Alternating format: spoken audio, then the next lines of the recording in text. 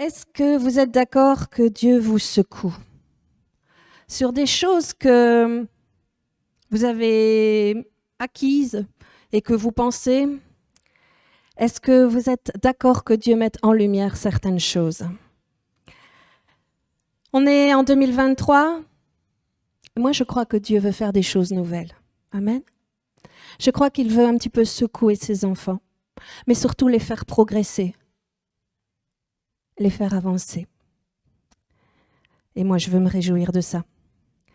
Même si parfois ça me dérange. Parce qu'il y a un certain confort. On a acquis et on sait qu'on sait, mais parfois Dieu, ben non, tu sais rien. Il te dit non, tu sais pas. Et c'est bon de pouvoir être encore corrigé. Moi, je veux que Dieu continue de me corriger jusqu'à mon dernier souffle.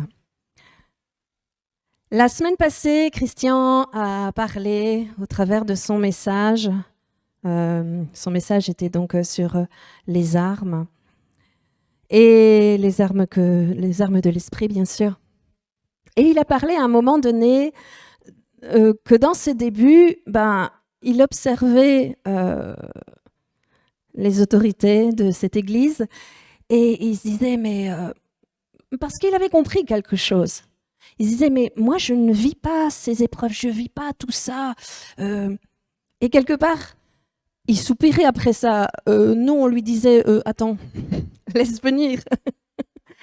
Mais je crois que Christian avait compris quelque chose. C'est vrai que quand on nous parle, avant de se convertir, on nous parle du Seigneur, on nous parle de Jésus, on nous parle d'un sauveur. Il est là pour, quelque part, solutionner des choses qui sont dans notre vie, des choses qui sont difficiles. Et c'est vrai que c'est le témoignage qu'on reçoit dans les tout débuts. Et c'est bien. Mais une fois qu'on est engagé, une fois qu'on fait une vie avec le Seigneur, qu'on lui est obéissant, on lui est fidèle, on passe par la sanctification, eh bien, il se passe quelque chose. Il y a les épreuves. Et c'est vrai qu'on imagine au départ que, Saint Michel le disait souvent, que devenir chrétien, c'est pas être au Club Med. Et c'est sûr que si on nous avait parlé dès le départ des épreuves, alors qu'on nous parlait de Jésus, on essayait de nous amener à Jésus, si on nous avait parlé de la suite, je pense que c'est pas très vendeur. Mais chaque chose en son temps. Alors oui, pourquoi ça se passe? Il y a cette période où on va dire Dieu s'occupe de nous, Dieu prend en main toute la situation. Mais comme l'a dit Christian, après un moment, mais je veux plus. Alors, est-ce que c'est nécessaire de vivre l'épreuve? On voudrait bien s'en passer, hein? Et est-ce que c'est nécessaire? Pour cela, on va prendre 1 Pierre 1, versets 6 à 7.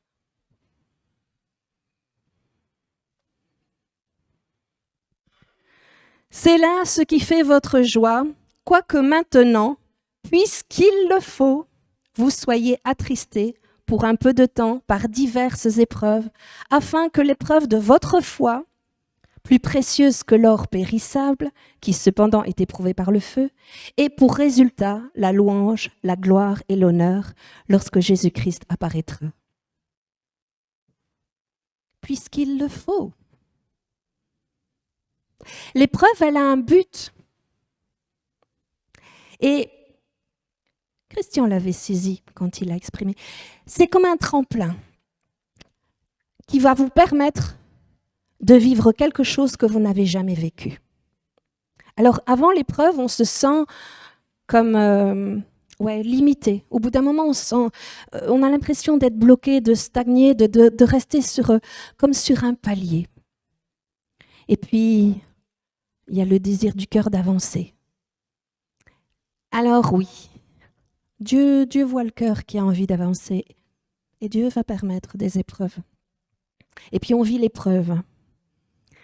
Et là, dans l'épreuve, on a même l'impression par rapport au niveau où on était, on a plutôt l'impression qu'on est en train de dégringoler, qu'on est plutôt en dessous du niveau où on était arrivé. Et dans l'épreuve, c'est vrai que là, notre foi, elle en prend un coup, en fait. Et pourtant, c'est à ce moment-là, que Dieu est en train de nous observer. Il est en train de nous évaluer. Si nous arrivons à être humbles et à accepter, à nous humilier sous la puissance de Dieu pendant l'épreuve, Dieu va pouvoir vous élever et vous amener à un niveau supérieur de foi, de gloire, de puissance, de triomphe. Et les temps d'épreuve, il faut les mettre en face de la grandeur de Dieu. Alors, je sais que c'est difficile parce qu'on a trop souvent l'habitude de mettre l'épreuve, de la considérer plus, de considérer plus les difficultés, de voir plus nos géants, ce qui ne va pas, ce qui nous manque, notre pauvreté. Et on voit ça comme quelque chose de plus important. Alors que Dieu nous demande que dans l'épreuve, on regarde à lui et de considérer sa grandeur, sa puissance et son amour. Et là, c'est une question de foi. C'est ça que Dieu aime. Pendant ces temps-là, qu'est-ce que tu vas considérer? Tout ce qui est en train de t'arriver et de le voir, comme je l'ai dit, comme un géant? Ou tu vas regarder ton Dieu et dire, ouais, ok, je vis ça, mais j'ai un Dieu extraordinaire et tellement puissant et dans lequel je peux mettre ma confiance. C'est une question de foi. Et sans la foi, il est impossible d'être agréable à Dieu. On va prendre Hébreux 11, verset 6. Or, sans la foi, il est impossible de lui être agréable, car il faut que celui qui s'approche de Dieu croit que Dieu existe et qu'il est le rémunérateur de ceux qui le cherchent. Or, sans la foi, il est impossible de lui être agréable. Donc, ce qui plaît à notre Seigneur, c'est notre foi. Alors oui, nous devons vivre et marcher par la foi. Vous savez, le doute n'honore pas Dieu. Le doute, c'est un ennemi. Vous savez que le doute a plusieurs définitions. Le doute, c'est contester. Le doute, c'est manquer de confiance. Et le doute, c'est être en désaccord. Je ne veux pas être en désaccord avec Dieu. Le doute, c'est un moqueur cruel de la parole de Dieu. Il y a une condamnation qui est liée au doute. Vous pouvez regarder dans Romains 14, verset 23. Il ne faut pas que nous acceptions le doute parce que ça nous empêche d'avancer. Et il est important de croire et de vivre sans que rien ne pèse sur notre conscience avec ce doute. Et nous devons prendre position contre les doutes. Donc, la confiance, avoir plein de foi en la puissance et en la grandeur de Dieu. Je sais que quand on parle, et je pense que vous avez pu comprendre au travers des chants qu'on a chantés, sur quoi j'allais vous parler. J'allais parler évidemment de l'épreuve. Et ils vont vous dire que l'épreuve, eh bien, c'est un état normal pour le chrétien. Et c'est quelque chose qui dure et qui durera jusqu'à la fin parce qu'on est chrétien et que nous croyons en Dieu. Je suis désolée, mais non. C'est pas là la promesse de Dieu. Dieu déclare dans sa parole qu'il est le Dieu qui nous fera sortir de l'épreuve. 1 Corinthiens 10, verset 13. Ça, c'est sa promesse. Alors oui, je sais que quand on parle de l'épreuve, il y a beaucoup de prédicateurs qui vont prendre comme message phare le livre de Job, entre autres. Je sais qu'il il y a d'autres passages, mais je sais que souvent, on va aller sur Job. Et alors, on va concentrer tout ce passage et tout résumer la vie de Job à sa souffrance et à sa maladie. Mais qu'est-ce qu'on sait du livre de Job ?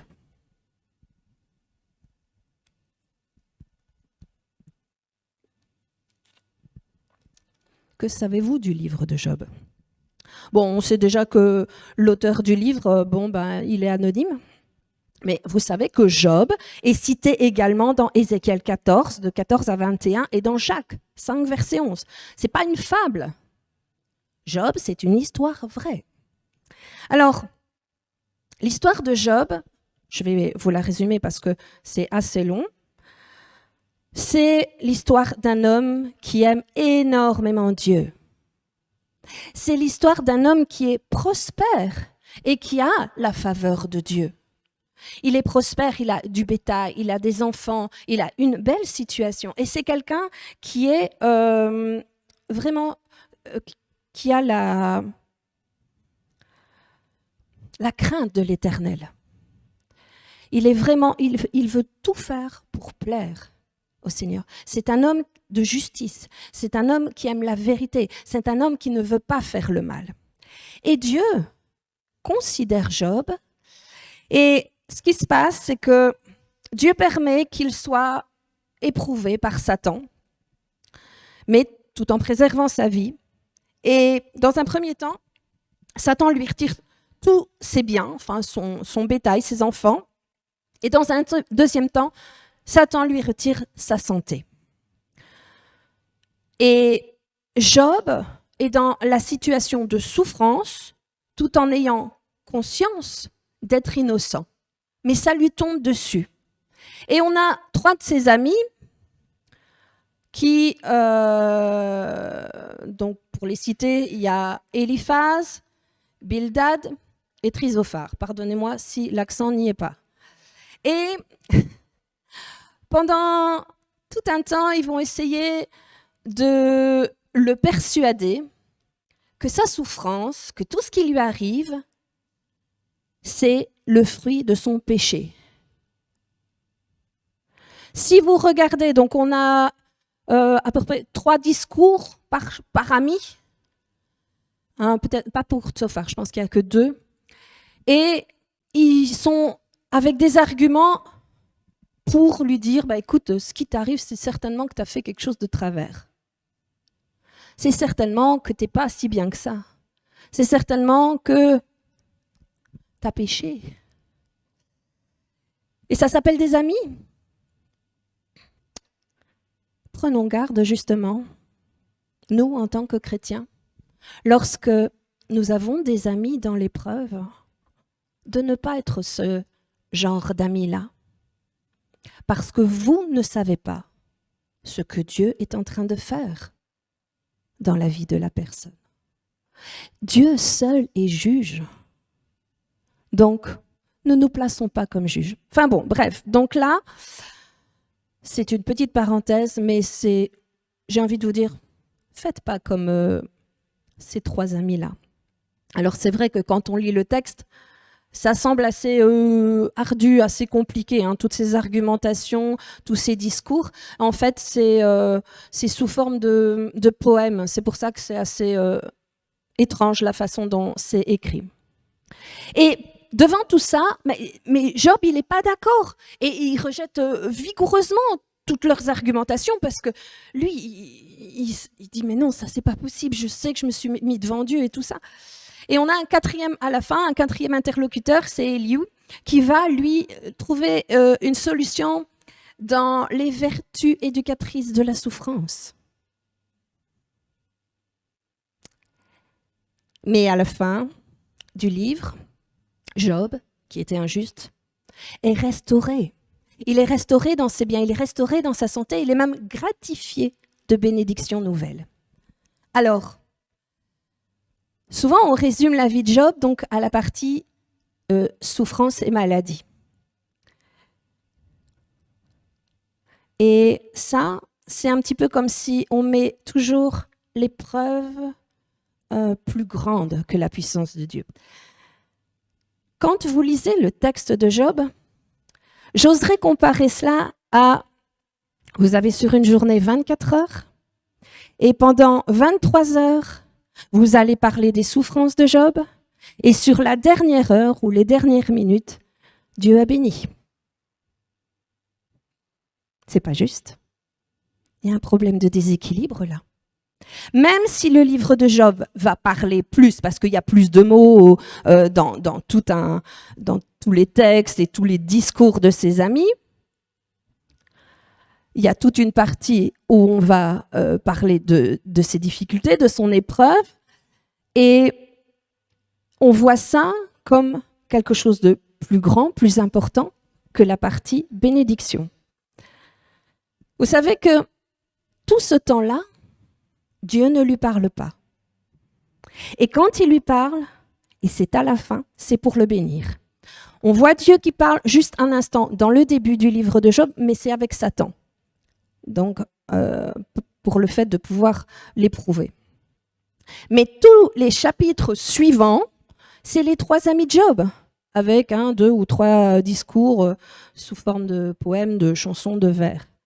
Mais pendant toute cette période-là, là, Dieu ne parle pas. C'est à la fin que Dieu commence à parler et il agit. Amen. Donc, si on observe bien, on se rend compte que l'épreuve, les difficultés de Job, la maladie de Job, ont certainement duré moins d'1 année dans son existence. On va prendre Job 29, du verset 2 à 4. « Oh, que ne puis-je être comme au mois du passé, comme au jour où Dieu me gardait, quand sa lampe brillait sur ma tête et que sa lumière me guidait dans les ténèbres. Que ne suis-je comme au jour de ma vigueur où Dieu veillait en ami sur ma tente. Au mois passé. » Ici, il parle en disant « au mois passé ». Donc, c'est au maximum 12 mois, donc 1 an. Sinon, il aurait dit aux années passées. Donc, quand il se plaint là, c'est par rapport à ça. Donc, ce temps d'épreuve aura duré, en fait, pour lui, quelques mois. C'est vrai, il a tout perdu en un jour, bétail et enfants. On voit ça dans Job 1, versets 13 à 19. Donc, un jour, donc on ne va pas prendre le passage, le verset commence, un jour que les fils et les filles, voilà, et dans ce même jour, il y a un serviteur qui vient, il arrivait auprès de Job, un messager, pour lui annoncer que ses bœufs et que ses ânesses ont été enlevés, et que, alors que ce messager est encore en train de parler, il y a un autre qui vient et qui dit « oui, il y a eu le feu sur les brebis et tout ça », et puis il est encore en train de parler ce messager, qu'il y en a encore un autre qui vient lui dire pour les chameaux, et puis il y en a un dernier qui vient annoncer que la maison s'est écroulée sur ses enfants. Donc en un jour, le pauvre, il lui arrive tout ça. Ensuite, donc ça se passe en un jour. Dieu permet l'épreuve. Dieu permet que Satan lui reprenne ses biens. Et ensuite, on voit Satan qui vient réclamer, parce que en fait, Job ne s'est pas rebellé. Il dit, le Seigneur a donné, le Seigneur a repris. Et il n'est pas en colère. Il est très chargé, il est très peiné, bien sûr. Mais il ne renie pas Dieu. Ensuite, Satan va de nouveau auprès de Dieu et là, il va réclamer de pouvoir l'atteindre sur sa santé. Et Dieu permet, mais il lui dit de ne pas toucher à sa vie. Et là, on a vu son état, les 3 amis que j'ai cités tout à l'heure, qui vont venir auprès de lui pour, soi-disant, le soutenir. Durant 7 jours, et devant l'état de Job, je pense qu'ils sont scotchés. Ils ne savent pas trop quoi dire. Et ils vont être là pendant 7 jours sans rien dire, à côté de lui. Et ensuite, après, et je pense que devant tout ça, et de l'avoir observé durant 7 jours, ils vont commencer à bien réfléchir de la leçon qu'ils vont pouvoir donner. Réfléchissez pas aux épreuves des autres. Priez, c'est tout.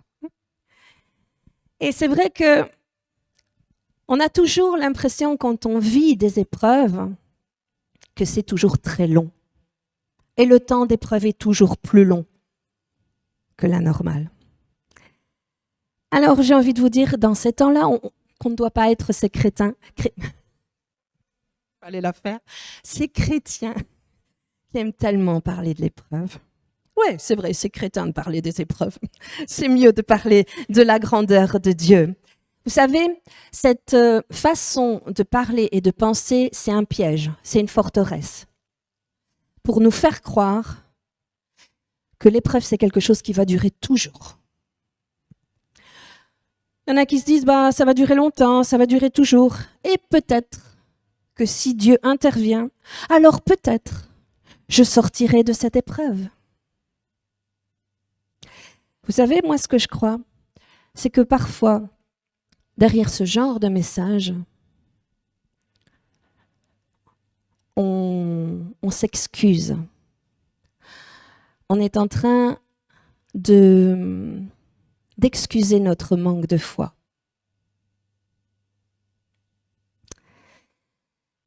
On se dit, oui, c'est comme ça, il faut que je le vive, je suis enfant de Dieu, Dieu il éprouve ses enfants. Donc, pour un enfant de Dieu, c'est normal de vivre dans l'épreuve. Non, je suis désolée. Je crois qu'il est temps que les temps d'épreuve, nous les passions devant la grandeur de Dieu. Il faut que notre épreuve et tout ce qu'on en voit, on le mette en lumière de Dieu. Et surtout, qu'est-ce que Dieu dit de lui dans sa parole par rapport à ça? Lorsque Job a été éprouvé, il avait, je vais peut-être surprendre certains, 70 ans. Ouais. Parce que la Bible dit qu'après ses souffrances et ses maladies, Dieu va lui donner le double de ce qu'il avait possédé. Donc, même sa longévité va être doublée, puisque Dieu va lui donner donc 140 ans à vivre. C'est 140 ans en plus, puisqu'il a doublé tout ce qu'il avait. Si il lui donne 140 ans, la moitié, il avait 70 quand c'est arrivé. Donc, on va lire dans Job 42, verset 16. Je n'invente rien. Job vécut après cela, donc après l'épreuve, 140 ans, et il vit ses fils et ses fils de ses fils jusqu'à la 4e génération. Donc en tout, Job a vécu 210 ans. Et il aura été éprouvé et attaqué par Satan durant 1 an. Vous croyez que c'est une mauvaise interprétation de la parole? Je ne crois pas. Je crois qu'il a vécu, oui, ces 210 ans. Et les derniers 140 ans, pleins de la bénédiction de Dieu. Et toute cette période de souffrance et d'épreuve n'a duré qu'1 an. Alors, il y en a qui disent non, Agathe, tu te trompes, c'est certainement pas ça qu'il est dit, il a vécu 140 ans. Je pense que si vous relisez le verset exactement, il est dit, Job vécut après cela 140 ans. Si il avait voulu dire il a vécu jusqu'à, vous n'avez qu'à regarder dans Genèse 5, verset 5, par exemple, au sujet d'Adam. Tous les jours qu'Adam vécut furent de 930 ans, puis il mourut. Pas persuadé, on va voir pour Mathusalem. 5, verset 27, Genèse toujours. Tous les jours de Mescuchéla furent de 969 ans, puis il mourut. Pour Noé, pareil. Tous les jours de Noé furent de 950 ans, puis il mourut. Abraham, voici les jours des années de vie d'Abraham, il vécut 175 ans. Je pense que la Bible dit quand les choses sont. Et pour Job, il est bien dit qu'après cela, il vécut 140 ans. Donc, je crois que Job a été abondamment béni dans sa longévité également. Alors, c'est vrai qu'on a pas mal d'enseignements qui tournent autour du livre de Job, justement par rapport à l'épreuve et par rapport à la maladie. Et ils sont donnés aux chrétiens et on dit, vous êtes malade, vous êtes dans l'épreuve, mais bon, Job l'a été, donc c'est normal. Donc vous devez l'être. Et alors, ils vont sortir un tas d'arguments, Satan, la permissivité de Dieu, Dieu le veut, Dieu le désire. Enfin, tout un tas de choses qui, par rapport à la parole, ne tiennent pas la route. Donc, je disais donc, les souffrances de Job sont arrivées en un jour. La maladie dura plusieurs semaines, voire plusieurs mois, donc on va dire un an. Si on regarde bien et qu'on met en lumière ces choses, donc sur sa vie, la maladie et les souffrances de Job ont duré moins de 0,5% de sa vie complète. Alors, pourquoi parle-t-on tout le temps des souffrances et de la maladie de Job lorsque quelqu'un tombe malade? Pourquoi on accentue tout le temps dans les milieux chrétiens sur la maladie de Job en mettant ça en avant? On met sa maladie et toutes ses difficultés comme sur un piédestal. C'est une idée qui reste un petit peu ancrée et à laquelle on se réfère. Mais pourquoi? Parce que notre foi elle a été visée par l'ennemi. Satan ne veut pas que nous connaissions. Satan ne veut pas que nous vivions la puissance de Dieu. Vous savez, Satan veut nous maintenir dans un niveau de découragement et un niveau de faiblesse. Il ne faut pas qu'on essaye de se trouver des excuses à notre non-guérison au travers de cette pensée en disant Job, alors pourquoi pas moi? Et pas d'excuses à notre manque de foi. Vous savez, je vous dis pas ça pour vous condamner, pour vous juger. Moi, quand j'ai vu ça, je me suis sentie tellement concernée. Et je crois que on vient dans un temps ici où Dieu dit, bon, maintenant, c'en est assez. Je veux que mes enfants comprennent qui je suis. Et je crois que c'est un mauvais raisonnement que de penser que « Ah, mais oui, mais je suis comme Job. Je suis désolée, moi, sur 210 ans, vivre une année de souffrance, ouais, d'accord, c'était lourd. Je ne veux pas remettre en question la douleur, la souffrance de Job. Je crois que ça a dû être très, très pénible. Mais la grandeur de Dieu, la faveur de Dieu après, la restauration de Dieu après, il est temps de considérer ça. C'est pas parce qu'on a un tas de pages qui parlent dans le livre de Job de toute la misère et de toute la plainte et de négliger la fin où Dieu a béni, Dieu a restauré.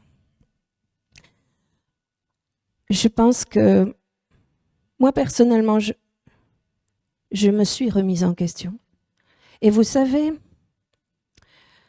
cette idée-là, quelque part, je ne sais pas vous, mais moi, elle m'a jamais vraiment satisfait. Je me suis réfugiée, je me suis excusée de ne pas avoir l'accomplissement d'un miracle dans ma vie par rapport à la santé en utilisant ce genre de raisonnement.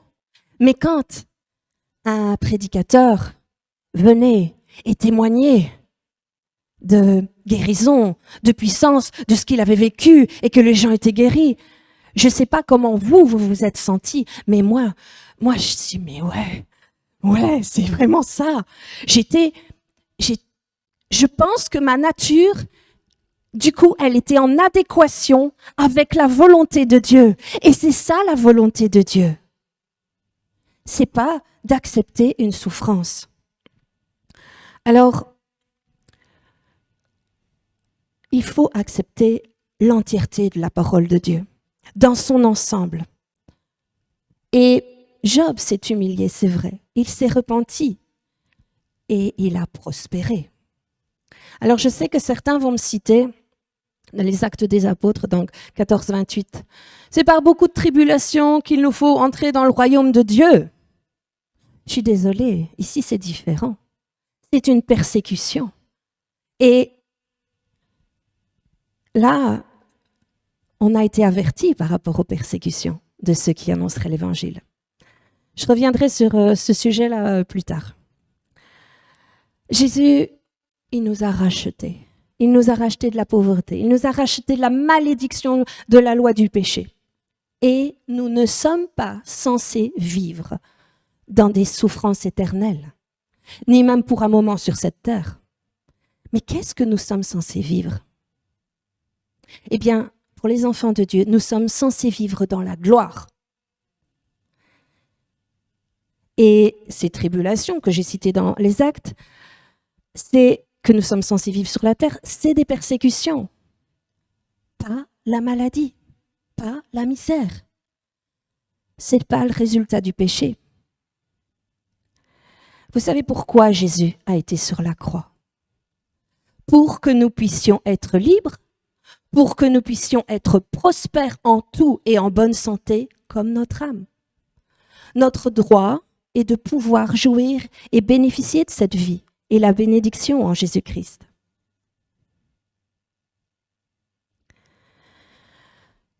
Je reviens sur Job. À la fin du livre de Job, et c'est là où Dieu bénit, et c'est le chapitre 42, versets 12, 13 et 16. C'est là que Dieu lui rend le double de ce qu'il possédait. Il y avait 7000 brebis, il lui en rend 14 000. Il y avait 3000 chameaux, il lui en rend 6000. 500 paires de bœufs, 1000. Et 500 ânesses, il lui en rend 1000. Et pour les années, il lui en donne 140. Et à la fin du verset 17, dans Job 42, il est dit « Et Job mourut âgé et rassasié de jours. » Ces derniers 144 ans de Job, il les vivait dans la gloire.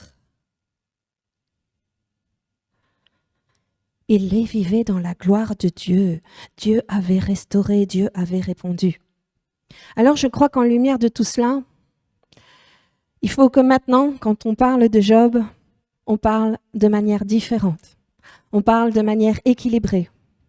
Donc, s'il a vécu 210 ans, oui, il a été attaqué par Satan, et malgré qu'il était, il est cité dans l'Ancien Testament, donc probablement qu'il a vécu, enfin pas probablement, certainement qu'il a vécu à cette époque-là, donc quelque part, il n'a pas eu la nouvelle naissance en Jésus. Et Jésus n'était pas encore mort pour lui. Et il ne pouvait pas encore bénéficier de la puissance du nom de Jésus pour être guéri. Mais pourtant, Dieu est intervenu pour lui. Donc, 210 ans, une année plus ou moins de souffrance. Alors maintenant, il est temps que nous soyons équilibrés et que nous placions la maladie de Job et ses souffrances face à la grandeur de Dieu. Amen. Mais qu'est-ce qu'il y a de particulier là?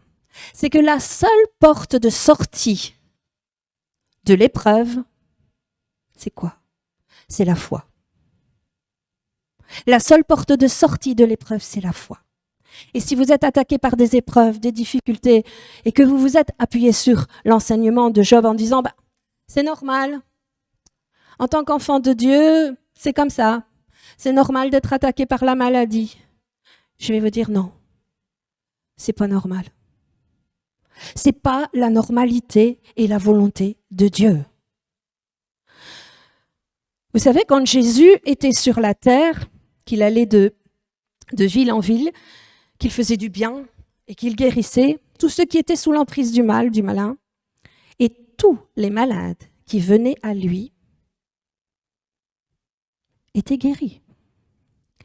Et j'ai jamais vu dans les évangiles, aucune fois, quelqu'un venir à Jésus pour être guéri et ne pas être guéri. J'ai jamais vu Jésus qui dit à quelqu'un qui vient pour être guéri, mon ami, mon enfant, Dieu a désiré de te donner cette maladie, alors garde-la, car elle est en train de t'enseigner quelque chose. Non, jamais. Je vous bouscule, hein, je le sais. On sait que Jésus, et ça j'en ai parlé sur le sujet de l'obéissance, et que Jésus était soumis à son Père avec une telle obéissance. Et vous savez, par rapport à la guérison, Jésus ne posait même pas la question au Père. Jésus ne demandait pas la volonté de Dieu, il la connaissait. Il disait, je le veux, sois guéri de ton mal, sans même réfléchir, sans même penser, sans même prier. Il proclamait la guérison, il imposait les mains sur les malades et les malades étaient guéris. C'est ça, c'était ça, la volonté de Dieu pour nous.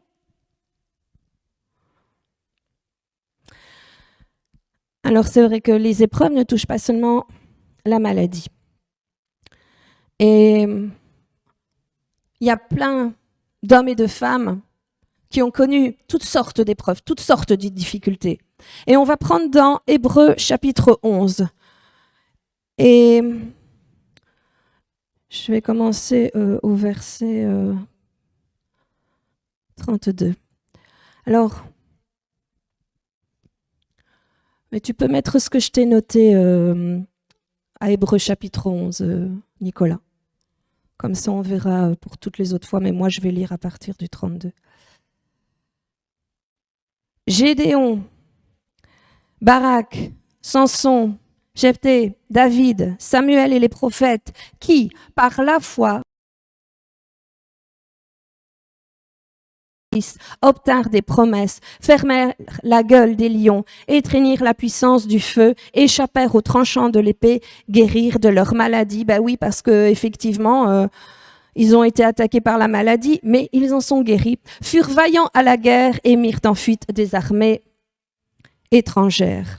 Alors j'aurais aimé, mais apparemment on ne sait pas tout exposer, mais si vous regardez ce passage dans Hébreux 11, chaque verset, il est dit par la foi, par la foi, par la foi. Et tout cela a été possible. Tous ces gens dont on nous parle là, dans ce passage, tout ce qu'ils ont fait, ils ont pu le faire par la foi. Tout ça est possible, mais par la foi. Alors oui, aujourd'hui, dans nos épreuves, Dieu veut nous encourager à regarder à sa grandeur. Il y en avait un qui était spécialiste pour ça, c'était David. Et vous pouvez lire le psaume 138 à ce sujet. Et j'ai envie de vous dire, il faut que nous sachions que nos épreuves, notre épreuve, ce n'est pas la finalité. La finalité, c'est la puissance de Dieu. La finalité, c'est le bras de Dieu qui s'étend sur nous pour nous sortir de cette épreuve, de ces difficultés. Le bras de Dieu, il veut nous secourir quand nous sommes dans la foi et quand nous marchons par la foi. Et quand nous croyons que ce que nous avons demandé, nous le verrons s'accomplir. Dieu est grand. Dieu est grand. Il y a plein de passages dans la Bible. Vous avez aussi le psaume 104 qui nous parle de la grandeur de Dieu. Moi, je sais que j'ai un Dieu puissant et je ne suis pas satisfaite de ce que je vis pour l'instant parce que je me dis Dieu est plus grand que ça.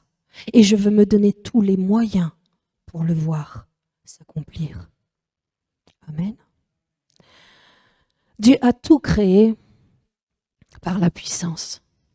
Si vous lisez Genèse et tout ce qu'il a créé, c'est extraordinaire. Et Dieu peut encore aujourd'hui créer toute chose. Il peut encore créer quelque chose dans ton corps.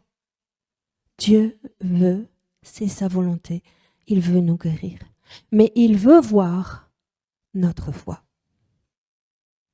Parce que c'est notre foi qui plaît à Dieu. Alors, dans quel état est notre foi?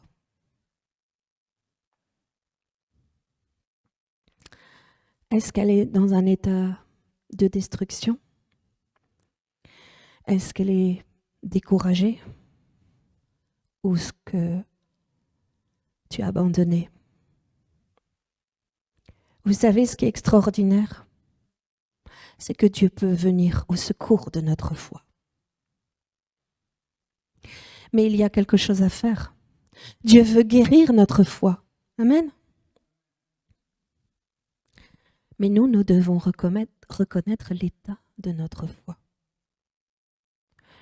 Je suis aussi interpellée que vous.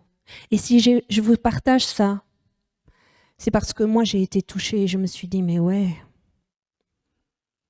Et Dieu a en réserve pour ses enfants tellement de bénédictions.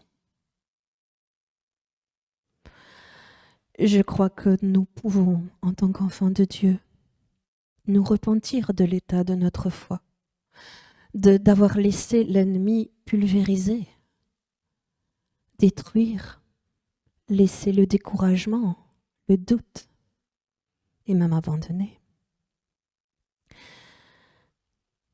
Moi, ce que j'aime et ce que je veux retenir, c'est que Dieu veut nous guérir, veut venir au secours de ma foi et veut guérir ma foi. Amen? Alors non, les épreuves ne sont pas une finalité. Et c'est vrai que j'ai fait la différence entre les épreuves qui peuvent venir et la persécution. C'est vrai que Paul parle de la persécution, il sait ce que c'était. Mais pourtant, à tout ce qu'il a été exposé, eh bien, il dit que le Seigneur l'en a délivré et qu'il l'en délivrera encore. Amen. Donc, ces persécutions qui amènent, oui, des souffrances que Jésus nous a annoncées, si Dieu délivre toujours et encore, moi je crois qu'à plus forte raison, les souffrances qui viennent de la malédiction, de la loi, qui ont été déjà réglées à la croix, eh bien, Dieu agit. On a été délivrés de la malédiction de la loi. Ces souffrances-là, elles ont déjà été réglées à la croix, dans le sacrifice de Jésus. Oh. Gloire à Dieu, amen. Donc, revoyons comment considérer l'épreuve. Donc, Dieu, dans ces temps de preuve, nous demande de regarder à sa grandeur. Mais pourquoi? Qui nous sommes? Est-ce qu'on a le droit de considérer? Mais oui, nous sommes les créatures de Dieu et nous sommes imprégnés de sa puissance. Car Dieu nous a donné le pouvoir de marcher sur les serpents et les scorpions et sur toutes les puissances de l'ennemi sans qu'il ne soit fait aucun mal. Vous savez quoi? J'ai vu quelque chose il y a un petit temps de ça, je l'ai envoyé d'ailleurs à Christian. Les scientifiques aux États-Unis se sont rendus compte de quelque chose. On étudie depuis pas mal de temps l'ADN humain et ils se sont aperçus de quelque chose, c'est que bon, il y a des séquences dans l'ADN qui sont représentées, donc il y a des chiffres et il y a une séquence qui revient, une séquence de 4 chiffres qui revient souvent à des moments. Et cette séquence de chiffres, c'est 10, 5, 6, 5. Et au début, il se dit, mais pourquoi cette séquence de chiffres revient très souvent dans la chaîne ADN? Entre deux, il y a d'autres chiffres et c'est un peu le désordre. Mais ces 4 chiffres-là, ils sont toujours dans le même ordre, ensemble, et ils se répètent dans l'ADN. Et vous savez quoi? Ils ont mis ça à la lumière en se disant, mais comment on pourrait interpréter ces chiffres? Qu'est-ce que ça pourrait dire? Et vous savez que une des langues, une des écritures qui associe des lettres à des chiffres, c'est l'hébreu. Et chaque lettre en hébreu, ça veut dire que ceux qui parlent l'hébreu m'excusent parce que je n'aurai certainement pas le bon accent. Yod, He, Wav, He. Ce qui veut dire en fait, je prononce très mal, Yahvé. Dans notre chaîne ADN, nous les humains, on a le nom de Dieu qui est gravé en nous. C'est le nom que Dieu s'est révélé à Moïse. Il a dit, je suis Yahvé. Moi, je suis fière. Hein.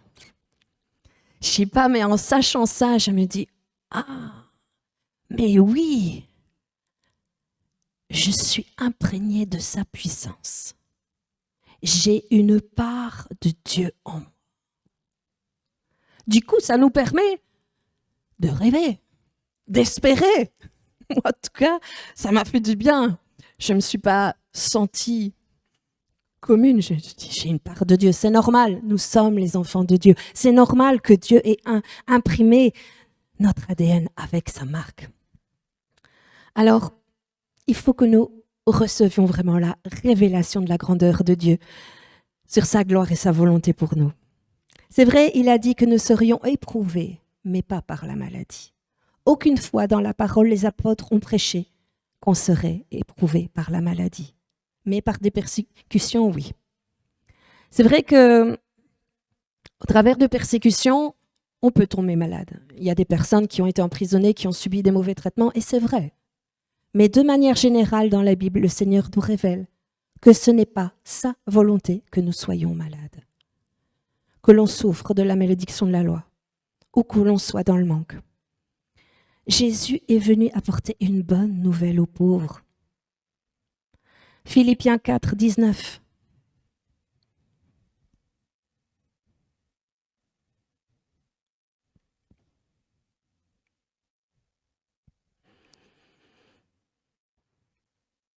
Et mon Dieu pourvoira à tout,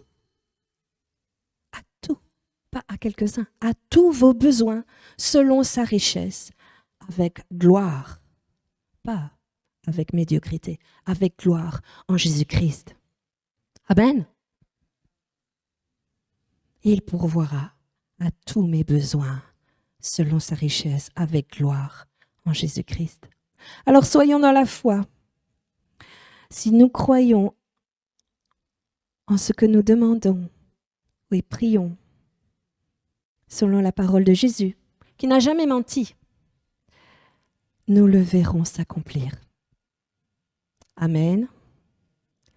Voilà, c'est ce que je voulais vous apporter ce matin, parce que je veux vivre la puissance de Dieu. Je ne suis pas satisfaite de ce que on peut vivre dans nos corps, dans mon corps. Je veux croire, je veux revoir les épreuves de la maladie dans ma vie à la lumière de la puissance de Dieu. Amen. Réfléchissez là-dessus. Soyez bénis.